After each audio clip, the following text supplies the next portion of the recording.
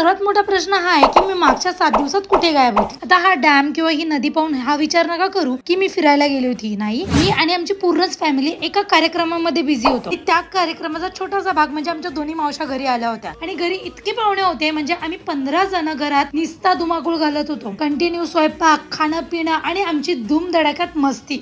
आरुषला आम्ही तर गॅलरीमध्ये कोंडून ठेवलं होतं. ही मस्ती असो किंवा संध्याकाळी जाऊन केलेली शॉपिंग असो, यात खूप मजा आली. आणि हे शोरूम मध्ये जाण्याचं कारण तुम्हाला ऑलरेडी समजलं असेल माझी स्टोरी पाहून. आता गाडी घरी आली आहे म्हटल्यावर आपण सर्वात आधी तिची पूजा तर करतो आणि या तिन्ही मावशांनी मिळून आणि आम्ही सगळ्यांनीच मिळून सुंदर अशी पूजा केली. पण या काजू कतरीतली एकही काजू कतरी मला भेटलेली नाहीये. आणि ही पूजा झाल्यानंतर आम्ही ठरवलं की आज जेवणासाठी बाहेर जायचं, म्हणून आमच्या जवळच असलेल्या प्रसाद हॉटेलला आम्ही व्हिजिट केलं. इथलं जेवण जितकं भारी आहे ना तितकंच भारी इथल्या टेबलवरचा हा पेपर आहे ज्याच्यावर या तिघी जणी मस्त गुंग झाल्या होत्या. आणि हो, व्लॉग उद्यापासून येणार आहे, तर भेटूया नेक्स्ट व्लॉग.